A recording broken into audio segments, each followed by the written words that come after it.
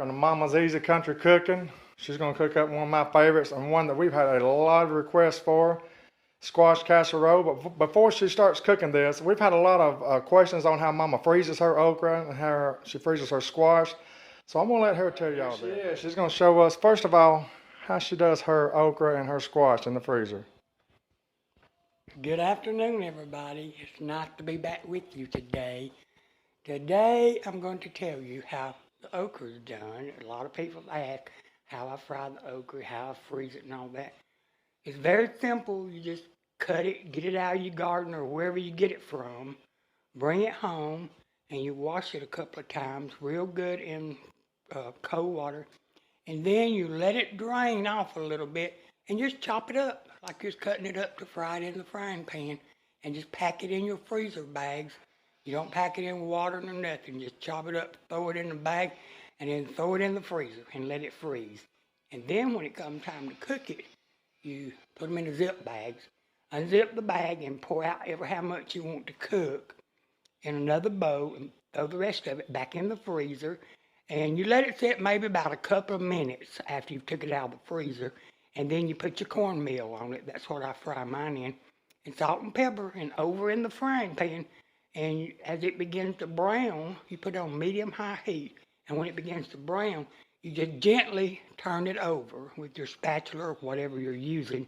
And don't do a lot of heavy stirring. Just as it begins to brown, just sort of fold it over around and around the pan. It's golden brown, and then it's ready to eat. Okay, Mama, what about squash? I say we're making squash casserole here today, and you've got it straight out of the freezer. And the same way with squash. It's just washed. It's come out of the garden this year, and it's just washed and cut up in little chunks. And you can see it's been in the freezer about 2 weeks, I guess. And when you get it out, it's one big solid thing. And you just drop it on the cabinet, and as you drop it, it will break apart. It's not one big clump anymore. Just do it like that. And it's all separated. And then you open it up. And I'm only going to use about half of this. So I'm going to pour out half of it in another bag. And I'm going to zip it back up and throw it back in the freezer until I get ready to use it again. All right, y'all. You got it from Mama. Let's start this casserole. Okay, everybody, I got 3 cups of squash in the pan, and I got it's not quite full of water. I got water up to about right here. And we're going to bring this to a boil and let it boil just a few minutes, and while it's boiling, it's going to break down, and that's it. We'll be ready to measure it out and mix with our other ingredients in, but first we got to break this down from being froze down to a liquid where we can work with it. Okay, everybody, we're back to get the squash. The squash is already done, and I probably heat them about 10 minutes. Now we're going over to drain them out. You don't want no water in them.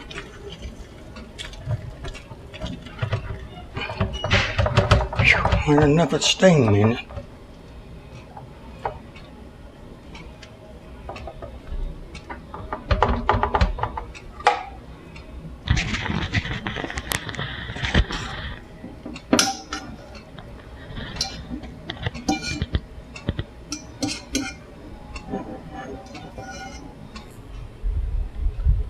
Okay, everybody, we got it drained real good. We still got some little chunky pieces that's some bigger than others. So I'm just going to take the little colander and go over it, the potato masher, and kind of get it all leveled out. And then to this, we're going to add a cup of Ritz crackers. We'll put our onions in it, our cheddar cheese, and I think that's about it. Ritz crackers, cheddar cheese, onion, squash. Yep, that's about it. Okay, everybody, we're here. We got all the ingredients together for this squash casserole. Mama, show us how to put this thing together. Okay, everybody, we got our squash drained. There they are, 3 cups. They're ready to go. We got a cup full of sauteed onions and butter. It's going in it. quicker I get it all in the bowl, the quicker we get it in the oven, get to cook it and eat it. All right. Oh, Jesus, help, Lord. Okay, there's a cup full of sauteed onion. And in this little cup, I got a half a teaspoon of black pepper and a half a teaspoon of salt and just a pinch of garlic powder. You can put more or less. I'd rather have less and add more when it's cooked than to get too much in it. So Right. my rule of thumb is just half a teaspoon till you get in your plate, and then you'll see if you need more or not. Mm-hmm. Okay, so it's all in this little container. It's going in. Okay, and now we got a cup full of crushed Ritz crackers. All that's going in it. We're going to have a few, maybe about a half a cup crushed to sprinkle on the top of it right before we stick it in the oven. Now we got a cup full of cheddar, sharp cheddar cheese.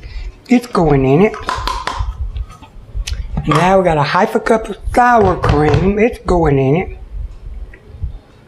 God, I need this stuff just like this. It's already mixed. That's looking good already. The squash is sweet. I done taste the squash. It tastes good. Onions, everything's done except the melted cheese. Yeah. Okay, we're going to stir this up. We got our buttered casserole dish. It's probably a maybe 8 by 9 or 8 by 10.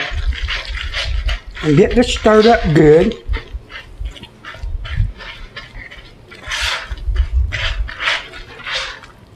This is really good if you've never ate it. It is really good. It doesn't taste like squash at all. Well, it sure is. It's got its own little unique taste, and it's good. It looks like a bowl. It looks like a bowl full of mayonnaise. It ain't mayonnaise, it's got that sour cream in it. Really, you could eat it like it is now, because everything in it's done except the cheese ain't melted. But we'll wait, cook it 20 minutes in the oven and get it nice and done. Now, Mama, what you got your oven on? My oven's sitting on 350. Preheated? We have it preheated to 350 and we're going to bake it about 20 minutes. And that's it. Then you bring it out and eat it, or let it cool and then eat. Just want to get your stuff mixed together good before you put it in a little casserole bowl. Okay. There's so many things you can make with squash. You can make squash dressing, squash and cheese casserole, boiled squash, fried squash. Mm-hmm. Just keep it, goes on. I'm just like cabbage. You can make all kind of stuff with cabbage. It's what I call a versatile staple. Yeah. You can do many, many things with it and totally change the taste. Okay, we got it all mixed up now. We're going to put this in our casserole. Then we're going to crumble up just a few more Ritz crackers and sprinkle on the top. And in the oven it's going.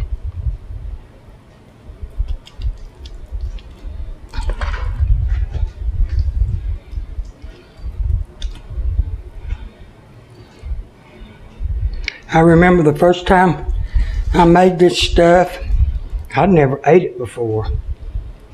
I ate so much of it, it almost made me sick. It's one of them foods when you start eating, it's hard to stop. Hard to stop. I've been there. I'm sure we all have. Yeah. You be your own judge how much you want to eat. You can overstuff yourself or just eat a little at a time. If it's in my house, I'm going to eat it till it's all gone. That's right. It takes me a week to eat it. Yeah, this stuff right here is real good for the next day to reheat and everything. It goes real good reheated also. Reheat it in a microwave, get out what you want to eat, reheat it in a little bowl and eat it. And you can always add more cheese on top of it if you like more cheese. Yeah, I mean, there's so many ways, you know, that y'all can make it your own too. Maybe comment anything else that y'all might do to it besides this. You're just showing the basic recipe. Y'all tell us what y'all do different on it. We'd love to hear it. Yeah, I enjoy it. It's hard to believe this, but 70 and a half years old. I don't know nothing about telephones, just a little plain phone that I can pick up somebody. If I know somebody's number, I call them. I've never sent a text message in my life. Don't know how. Don't know nothing about computers, and I got them in my house, and everybody works them but me. And I'm not into all that electronic stuff. I let the kids and the grandkids do that. Well, that's where I come in at. I got you covered. You got that right. Even though I'm not so computer savvy myself, I can get around. Everybody thinks I'm weird, I guess, because I don't have these cell phones. I could get one, but I got a little regular phone that I talk to my doctors, call make doctor's appointments, or my friends call me when I talk to them. But I just ain't an electronic person. I like to cook, I like to sew, I like to paint, and I like to eat something. That's it. Yeah. Okay, we're going to finish this up right quick and put a few more crumble cookie crushed crackers on it, Ritz crackers, and it's going into the oven. Okay, we got our squash in the casserole, and our last thing is we're going to add some extra Ritz crackers crumbled on top. Just going to give it a little crunchy on top. And if you wanted to, you could add a little bit more shredded cheese on it. And then into the oven, it's going for 20 minutes. 20 minutes at 350 degrees, didn't you say? That's right, 350 degrees. Because everything in it's cooked. There's nothing wrong with it. You basically got to melt the cheese and let it all blend together. Okay. That's where the flavor comes in. Well, that's looking good. Yeah, this dish right here, you'd be proud to take to any outing, church event, social function. You'd be proud to take it with you, say that you made it. So y'all surely try this out. Okay, now off to the oven it goes. And then comes yummy time. My oven's already preheated to 350. So it's going for 20 minutes. That's it till it gets done.